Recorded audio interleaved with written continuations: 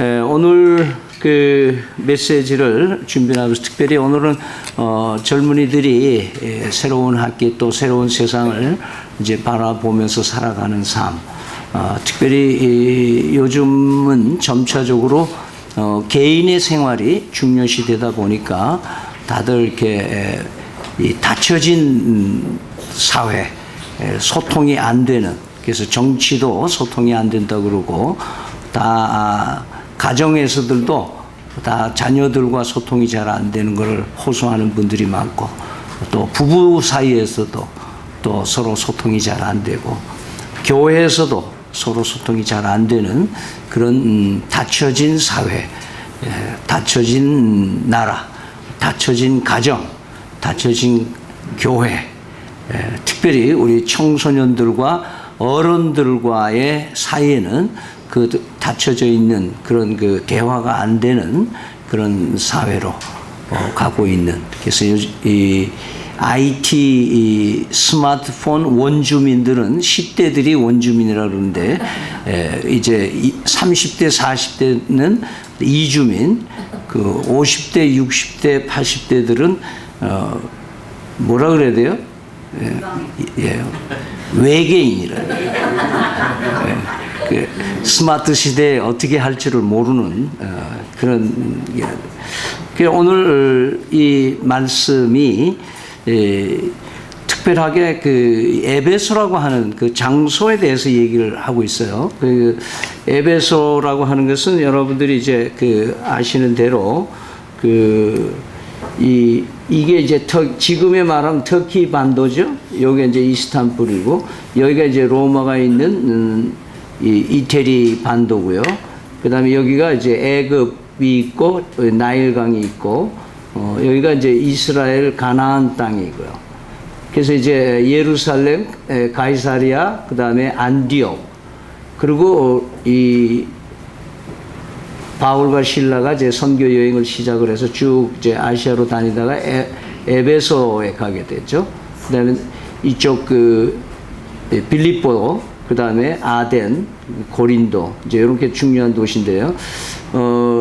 그러면서 이 에베소라고 하는 것은 상당히 중요한 사도행전에서 중요하게 여기고, 특별히 오늘 여러분이 아시는 대로 상당히 오랫동안 바울 사도가 머물러 있던 그런 장소로 보입니다.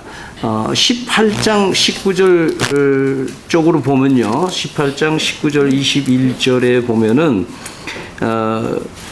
바울이 이 여러 날을 이 안디옥에 머물다가 그 다음에 19절에 보면 에베소에 와서 그들에게 거기 머물게 하고자 하는 회당에 들어가서 유대인과 변론하니, 여러 사람이 유대인들과 변론하는데 여러 사람이 더 좀 오래 더 오래 있기를 청하되 허락지 아니하고 바울이 그냥 떠납니다. 그러면서 내가 다시 오겠습니다, 이렇게 얘기를 한 대로 이제 다시 돌아와서 오늘 이 윗지방으로 있다가 19장 1절에 보면은 이제 에베소로 오는 얘기가 나옵니다. 그래서 이 에베소라고 하는 곳에 이제 보면은 유대인들이 제법 많이 살았기 때문에 회당 이런 데가 있습니다. 시나고그라고 하는데, 시나고그란 말은 사람이 모이는 곳이란 말입니다. 그러니까 회당, 말이 그 말입니다. 회당. 우리가 보통 교회당 이렇게 얘기하죠. 교회당. 그렇게 했는데, 사람이 모이는 회당. 이 회당 제도는 어떻게 나왔냐 하면은요, 이 바벨론 포로 이후에 성전 예배가, 그러니까 이스라엘 백성들은 예루살렘에 있는 성전에서 예배를 드려야 되는데, 성전을 뺏기고 쫓겨나잖아요. 망하고, 그리고 또 다 성전이 헐리고, 그런 민족의 자존심이 막 땅에 떨어지는 그런 상황이 오면서 이 사람들이 세계로 이제 흩어집니다. 그래서 디아스포라, 그렇게 얘기를 하죠. 온 세계에 흩어져 있으면서 바벨론뿐만 아니라 다른 지역에 흩어집니다. 그럼 이 사람들은 흩어지니까 성전 예배가 불가능해지니까 그것을 대체하는 일들을 하게 된 것이 이 유대인들 동족들끼리 뭐예요? 회당 모이는 장소를 하나 정해가지고 거기에 이제 안식일마다 주례 행사로 매주 안식일마다 이제 유대인들이 모입니다. 그럼 여기서 모여서 뭐 하느냐? 보통 성경을 랍비라고 하는 선생님이 성경 선생님이 성경을 펴고 두루마기로 읽고 강론을 하고 또는 자기 가족사의 문제 또는 지역 사회에서 일어나는 문제 때로는 법적으로 고발 사건이나 고소 사건이 있으면은 자기 민족들이니까 그 사회에서 이방 나라에서 일어나는 모든 일들을 여기서 이제 해결하기도 하고 도와주기도 하고 하는 마치 그 우리 재미 교포 교회들 우리 이 나라 교회들처럼 거기 가야 김치도 먹고 거기 가 된장찌개도 먹으니까 객지 나가는 사람들이 그 동족들끼리 모이는 그 교회에 예배 보는 것처럼 그 회당이 그런 곳이었다라는 걸 봅니다. 이게 에베소라고 하는 그 지역에 남아 있는 그 회당 자리의 자리입니다. 근데 여기서 오늘 본문에 보면은 안식일마다 모였다. 그 말은 주례 회동을 했다. 그 말이죠. 일주일에 한 번씩 모였다. 그리고 여기는 주로 누가 왔을까요? 유대인들이나 아니면 유대인으로 개종한 사람들 또 귀화한 사람들이 오겠죠. 그리고 여기 기록에 보면 한 3개월 정도 머물렀다. 이렇게 얘기를 하고 있습니다. 그리고 이 앞서서 18장에 표현하면 바울이 거기서 회당에서 이 강론을 하니까 이 사람들이 너무 좋아가지고 더 좀 우리에게 더 말씀해 주십시오. 이런 태도가 여기서는 3개월 동안 얻은 결론이 뭐냐 이들이 마음이 굳어져 가지고 더 이상 듣지 않고 그 바울에게 엄청 공격을 했습니다. 그래서 이들이 불순종하고 비방을 해서 할 수 없이 에베소에 있긴 있어야 되겠고 하나님께서 다른 성령의 인도하심이 없으니까 에베소에는 있긴 해야 되겠고 회당에서는 뭐예요? 더 이상 사역이 안 되니까 하나님께서 준비해 주신 게 뭐냐면 두라노 서원이라는 게 있습니다. 이 서원은 우리나라로 말하면 서당이다 이렇게 생각하면 됩니다. 그 당시 헬라 문화권에서는 철학이나 또는 수사학이나 여러 가지 이 지도자들이 이렇게 이 서당이나 서원을 만들어 놓고 소강당이죠. 소강당을 만들어 놓고 거기서 이제 철학 강의도 하고 인생론을 얘기하고 소위 요즘 말하면 인문학을 하는 그래서 그것이 그 당시 헬라 문화의 사회에서는 굉장히 아주 뭐라 그럴까요? 신분을 얘기하고 신분 상승의 하나의 기회로 공식적인 학교는 없었지만은 대학에 준하는 그런 아주 고급스러운 사람들이 드나드는 곳입니다.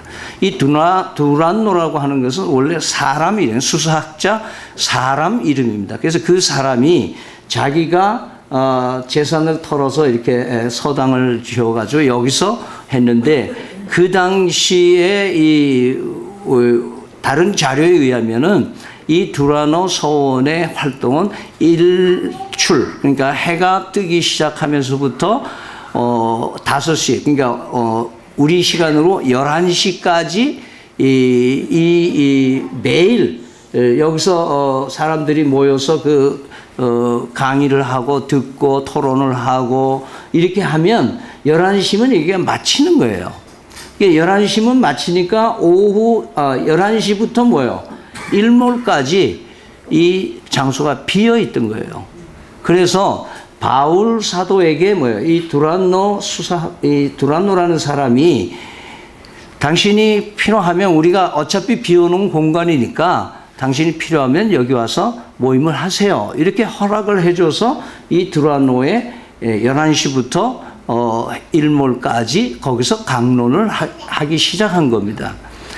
어떤 자료에 보면은 대신 바울은 아침 새벽 이른 때부터 11시까지 텐트 만드는 작업을 하고 노동을 하고 그리고 11시부터 성경을 풀어서 강론을 했다라고 하는 자료도 있다고 그럽니다. 그러면서 오늘 말씀에 보면은 이들은 매일 모였겠죠. 그죠? 모이면은 매일 모였어요. 그 다음에 여기 드나드는 사람은 주로 헬라인이 중심이었고 또 듣고 싶은 유대인들도 와서 들었을 겁니다. 그래서 이 사람들이 여기에 바울이 약 2년 동안 있었다. 물론 사도행전 20장에 가면은 통틀어서 한 3년 있은 걸로 얘기를 하고는 있는데요. 여기 오늘 본문에는 2년 동안 있었다라고 얘기를 합니다. 그러니까 상당한 기간 동안에 뭐요? 주님의 말씀을 강론을 했다는 얘기죠. 근데 이 사람들이 뭐요? 뭘로 볼 수 있나? 마음이 열렸다라는 걸 볼 수가 있는데 뭘 보면 뭐요? 주의 말씀을 듣더라 하는데 어떠냐? 아시아에 있는 사람들이 거의 다 뭐예요? 이 말씀을 들었더라 말이에요. 그러면 그 강당이 얼마나 큰지는 모르겠지만은 매일 드나드는 사람, 물론 이 에베소는 그 당시에 그 상업 도시고 굉장한 이 아시아반 터키 지역에 있는 사람들이 에베소를 통해서 저쪽 그리스 반도, 마게도니아 이쪽으로 가는 관문에 해당되는 곳이기 때문에 상당히 많은 사람들이 여기에 붐볐던 것을 보게 됩니다. 그러면 아시아에 있는 많은 사람들이 거의 다란 말에 참 어느 몇 프로인지는 모르겠지만 우리 교회가 여기서 지금 5년 있었는데 이 5년 있는 동안에 이 동네 사람들이 거의 다 복음을 들었더라. 이렇게 기록이 돼야 되는데 그게 아니다 이 말이에요 지금. 근데 이 에베소에 있는 이 회당에서는 문이 닫히니까 두라노에 와서 했던 일들을 보니까 뭐예요? 이 아시아에 있는 사람들이 거의 다 예수를 믿은 거예요. 예수를 믿었다는 말씀을 들어서 다는 건 보면 한 번 여기 들어왔던 사람은 어떻게 했을까요? 볼일 보러 또 다시 자기 고향으로 갔다가 다시 어떻게 다른 친구들 데리고 오면 또 데리고 왔다는 얘기잖아요. 그러니까 누군가가 마음이 열렸다는 것은 자기 혼자만 믿고 복받고 자기 혼자만 그냥 이기적인 신앙으로 살았던 것이 아니라 자기가 받고 감동을 받으니까 어떻게 되는 거예요? 마음을 여니까 다른 사람들도 권해서 아시아에 있는 거의 다 헬라인이나 유대인들이 주의 말씀을 듣더라라는 기록을 했다는 것은 우리에게 특별한 의미가 있는 거다. 그러면서 우리가 이 회당처럼 살 것인지 아니면 두라노처럼 살 것인지라는 것을 한번 우리가 비교해서 얘기해 볼 수 있다 말이죠. 그러니까 이 회당에서처럼 정말 열심히 말씀에 충실할 수는 있었겠지만 뭐요? 다른 사람하고는 뭐요? 소통이 되지 않는 그런 삶을 살았던 이런 그 회당의 문화, 회당에 해당되는 신앙의 스타일, 회당과 같은 교회, 회당과 같은 가정, 이런 것들은 이렇게 얘기를 한다면 우리는 닫혀져서는 안 되겠다라고 얘기할 수 있어요. 그래서 우리는 회당처럼 살 것인가 아니면 두라노처럼 살 것인가, 두라노처럼 열려있는 교회가 될 것인가 아니면 누구하고도 격이 없이 살 수 있는 열린 마음으로 우리가 사회생활을 할 것인가 아니면 내 가정이 폐쇄적으로 이웃들과 전혀 관계없이 사는 가정으로 폐쇄적으로 회당식으로 살 거냐 아니면 내 가정을 열어놓고 누가 식사 대접도 하고 차 대접도 하고 드나드는 사람이 있어서 내 가정을 통해서 내 집을 통해서 열려진 그런 센터 역할을 해낼 수 있을 건가. 이런 것들은 대단히 우리가 그리스도인으로서 한번 좀 우리의 신앙의 형태를 점검해 볼 그런 그 의미가 오늘 본문을 통해서 하나님께서 우리에게 질문을 줍니다. 어떻게 살 것인가? 회당식인가? 아니면 두라노식인가? 그래서 회당식으로 산다는 건 뭐예요? 우리 마음을 잠궈 놓고 사는 거예요. 또 두라노식으로 산다는 것은 뭐예요? 우리 마음을 열고 사는 거예요. 열면 위험은 있어. 위험은 있다고요. 그러나 성령 하나님께서 열린 마음을 열려진 문을 지켜주실 줄 믿습니다. 그러니까 이 지킨다는 말은 내 안에서 나가는 것도 지켜주시지만 뭐예요? 밖에서 들어오는 것도 지켜주신다는 거예요. 그래서 우리가 세상에 자물쇠를 자꾸 잠그는 거는 내 문을 열면 못된 것들이 자꾸 들어오고 내 속에서도 독소 조항들이 자꾸 이웃에게 나가니까 나는 선한 의미에서 잠근다 이렇게 생각할 수 있지만 그것은 뭐예요? 성령의 도움이 있는 사람에게는 열어놔도 안심이 된다. 그러니까 우리 집을 문 닫고 장사할 건가 아니면 문 열고 장사할 건가 이거는 우리의 신앙생활에 굉장히 중요한 일이다. 그래서 이런 마음이 열려져야 된다고 말해요. 그러면 마음이 열린 곳에 어떤 역사가 일어났느냐? 오늘 그 11절 12절에 한번 보세요. 11절 12절에 보면 하나님이 바울의 뭐요? 손으로 놀라운 능력을 행하는데 어느 정도냐? 앞치마 손수건만 뭐요? 갖다 대도 병든 사람이 나았다. 놀라운 것은 앞에 사도행전은 안진뱅이가 일어났다든지 뭐 이적을 행한 다음에 그때 사람들이 모이면 그때 복음을 전했는데 여기는 어때요? 말씀이 들어가서 열려져 있는 상황이 되니까 어떠네요? 성령의 능력이 효과를 발생했다. 그런 얘기가 나오는 거예요. 그래서 우리는 말씀에 열려 있고 예수 그리스도를 영접하고 사는 그런 삶은 이적이 있는 거예요. 첫 번째 이적이 뭐예요? 예수 믿으면 첫 번째 이적이 뭐예요? 죽었던 사람이 살아나는 거예요. 아멘? 여러분 죽은 사람이 살아나는 거 이상의 이적이 뭐가 있어요? 예수님 당시에 예수님 따라다니던 사람들이 떡 얻어먹고 이적을 보고 이러던 사람들이 계속 따라다니는 거예요. 그러면서 이적을 또 보여달라 그러니까 예수님께서 뭐라 그래요? 내가 보여줄 이적은 요나의 이적밖에 없다. 왜? 죽었다가 다시 살아나는 예수님이 죽었다가 다시 사시는 이적. 너희들이 나를 믿고 죽었다가 다시 사는 이적. 이 생명의 이적이 참 놀라운 이적 중에 이적이라고 얘기를 하고 있는 겁니다. 따라서 오늘 이 열려있는 삶에 하나님의 권능의 역사가 유효하다는 것을 잊지 마시기 바랍니다. 그러면서 우리 속에, 우리의 심령 속에 사실은 무엇이 담겨 있느냐에 따라서 내 밖으로 나가는 것이 달라지는 것이죠. 그래서 예수 그리스도가 있으면 우리는 세상으로 열려 있다는 의미는 내 안에 예수 그리스도가 드러내지는 삶으로 나가는 거예요. 이런 역사가 있는 거예요. 그러면 우리가 이렇게 닫혀진다고 하는 건 뭐냐? 닫혀진 사람의 특징은 뭐예요? 죄의 문제를 해결하지 못하고 사는 거다. 그렇게 얘기를 하면 돼요. 그러니까 죄의 문제를 해결하지 못하고 사는 사람은 뭐예요? 닫혀 있는 사람이에요.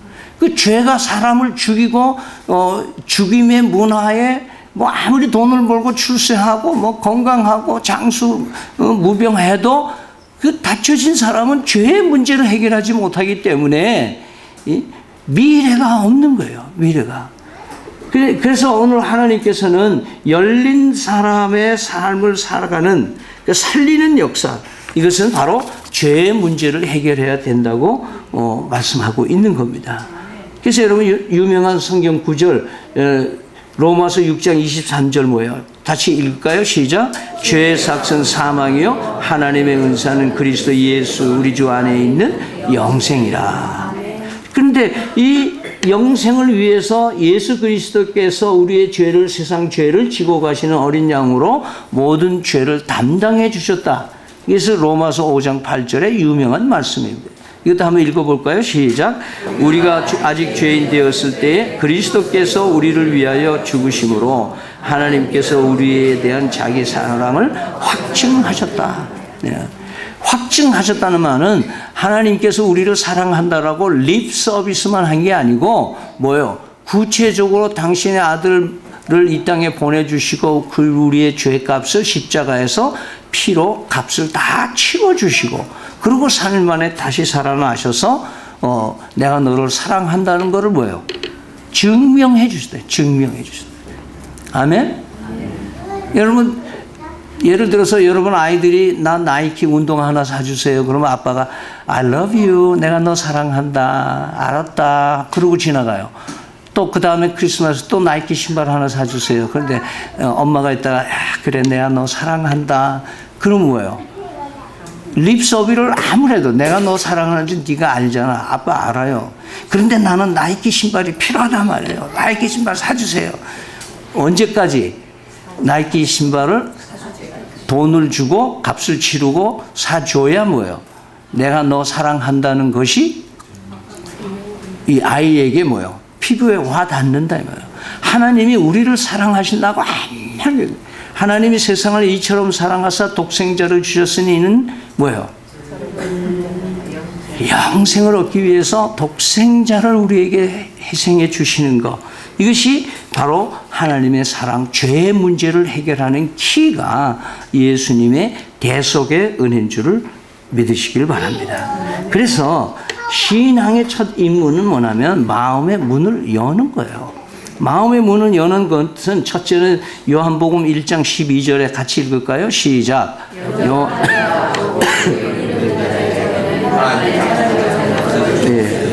영접한다는 게 뭐예요? 내가 서비스업을 하면 누가 손님이 오면 어서 오십시오. 그러면 뭐예요? 그게 영접하는 거예요. 그럼 원래 뭐고 말래면 말고 그건 뭐야?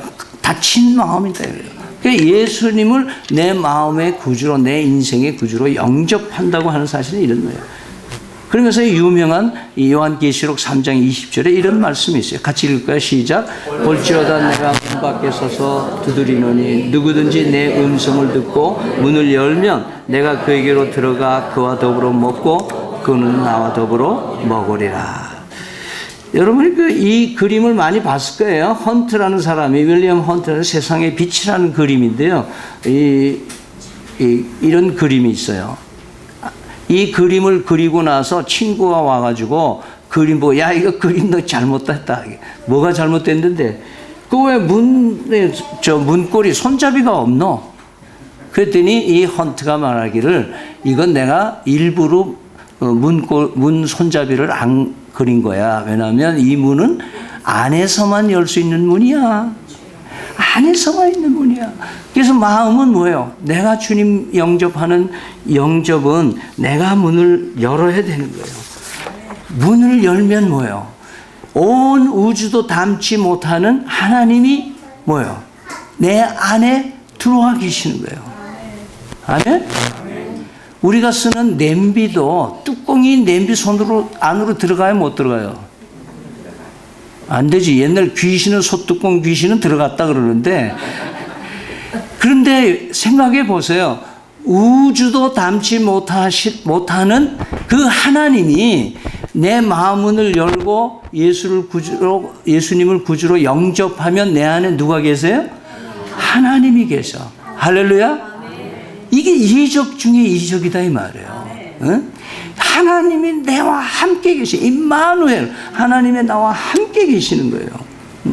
그것이 뭐예요? 내가 마음문을 열기만 하면 들어오신 거예요. 그러면서 우리의 마음문을 열면 우주가 내 속에 들어오고 내 세계관이 바뀌는 거예요. 마음을 열면 우리의 세계관이 달라지는 거예요. 여러분 청소년들이 여러분들 이 교회 와서 내가 우리 손주가 와가지고 어저께는 수영로 교회 앞을 지나가 저건 제일 큰 교회다. 내일 제일 작은 교회 볼 거다. 그러고 제가 얘기를 했는데 여러분 작거나 크거나 관계없이 마음을 열고 살면 여러분 청소년들 여러분 자기 집에 아직도 부모님이 능력이 없다고 생각하고 단칸방에 산다고 어떤 컴플레인을 할지는 모르지만은 전혀 그렇지 않아요. 여러분은 예수를 믿었다는 것은 여러분 부모님을 통해서 예수를 믿었다는 것은 여러분은 세계를 바라보고 사는 사람이에요.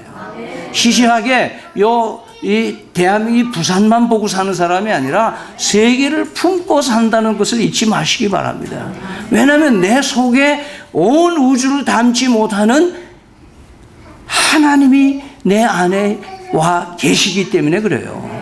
그 때문에 크리스천 젊은이들은 속지 말아라 이거예요. 속지 마라. 이 땅에 이 속 좁은 사람들 말 듣고 그 속 좁은 사람들, 닫혀진 사람들, 지도자들 보고 그런 사람들이 성공한 줄 알고 그 길로 가려고 하지 말라 이거예요. 다른 사람이 간 길을 가면은 그 사람 같이밖에 안 돼요. 여러분, 우리의 삶성은 하나님이 따로 해주신 거예요. 여러분 잊지 마세요.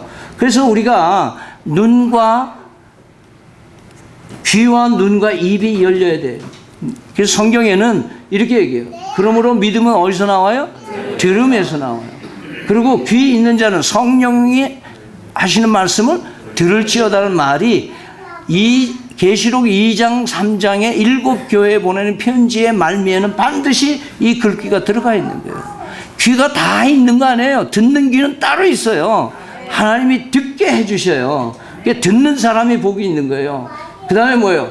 바울 사도가 아그리파 왕 앞에서 마지막 간증을 하는 설교문이 나와요. 거기 보면은 하나님이 보이신 것을 내가 거스르지 않기 위해서 내가 헌신을 했다 이렇게 얘기해요. 이걸 비전이라고 해요. 이 비전이라는 말은 여기서 쓰는 게 비전이에요. 비전. 여러분, 꿈을 가지라는 건 드림하고 비전은 틀려요. 드림은 내가 개꿈이든지 무슨 꿈이든지 내가 뭘 원해서 바라고 하는 것은 꿈일 수 있어요. 그러나 여러분 청소년들이 말씀을 읽고, 여러분 지금 말씀 읽는 거 시시하게 여기지 말고 읽고 묵상하면 반드시 여러분 미래에 지금 직장 생활을 하던 내가 군에 가 있던 어디에 가 있던 간에 하나님께서 그 미래를 보여주십니다. 반드시 보여주세요. 시간이 많이 갔지만 제가 얘기하면은 저는요 꿈을 꾼 게 딱 두 가지밖에 없어요. 하나는 수많은 군중 앞에서 제가 뭘 얘기를 하는데 군중들이 울고 웃고 하는 거예요. 그거 봤어요. 그 다음에 두 번째 꿈은 12시간 가는 완행 열차를 탔는데 그때는 입석도를 타니까 제가 머리 허연 영감이 하나 제가 돼서 앉아 있는데 청소년들이 20여 명이 쭉 제 칸에 와서 둘러앉아 있는데 제가 뭘 얘기를 하고 있더라고요. 저는 이 꿈이 목견 운동하면서 하나님이 지금 대학에 와서도 제가 아직까지 있는 거 보면은 그 꿈을 실현해 주신 거예요. 제가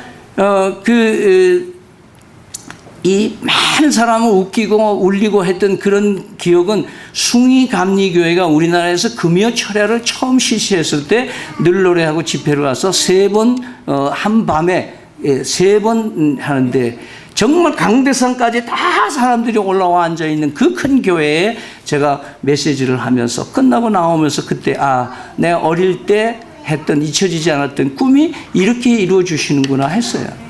여러분, 이것은 하나님이 보여주시는 아주 희시한 꿈인데 잊혀지지 않는 여러분의 삶의 어떤 한 장면을 하나님이 주시는 거예요. 바울 사도는 자기가 본 곳을 봤기 때문에 뭐예요? 그걸 위해서 한다는 거예요. 그래서 믿음의 주에 온전하게 하시는 주님을 바라보라는 것이죠. 그 다음에 뭐예요? 전파하고 말하는 거예요. 입을 열어라. 입이 열려져 있어야 돼. 요즘 그리스도인들은 벙어리가 너무 많아요. 벙어리가 많아. 에바타 열려라. 예수님이 그렇게 귀신 들린 벙어리를 보고 에바다 한 것처럼 오늘 에바다가 여러분에게 역사하기를 바라요. 열리는 역사. 입이 열려야 돼. 입이 열려야 돼. 그러면서 이제 여러분들은 듣지 못하는 소리를 들을 수 있기 바랍니다. 아빠하는 사람, 내 자식의 청소년들이 무슨 생각을 하고 무슨 말을 하는지, 내 남편이, 내 아내가, 또 내 주변 사람이, 이 사직 삼동 사람들이 무슨 소리를 하는지 들을 수 있기를 바랍니다. 듣는 귀가 돼. 듣는 귀가 있어야 뭐 들어야 알지. 그 다음에 뭐예요? 볼 수 있어야 돼요. 예수님께서 그런 얘기해요. 야, 휘어진 밭을 봐라. 저기 추수 때가 다 됐다. 그래서 일꾼 보내달라고 그래라. 눈으로 보면 일꾼이에요. 제가 캄보디아나 뭐 어디 자꾸 나가서 선교하러 다니는 게 제가 늘노래를 해보면은 순회를 해보면 눈에 본 것을 보면 반드시 뭐예요? 사명이 생겨요. 그래서 단기 선교, 해외 선교를 가면 청소년들이 비전을 갖고 오는 때가 많은 이유가 거기 있어요. 그래서 여행을 많이 하라는 거예요. 여행을 많이 해서 보면 뭐예요? 사명이 생겨요.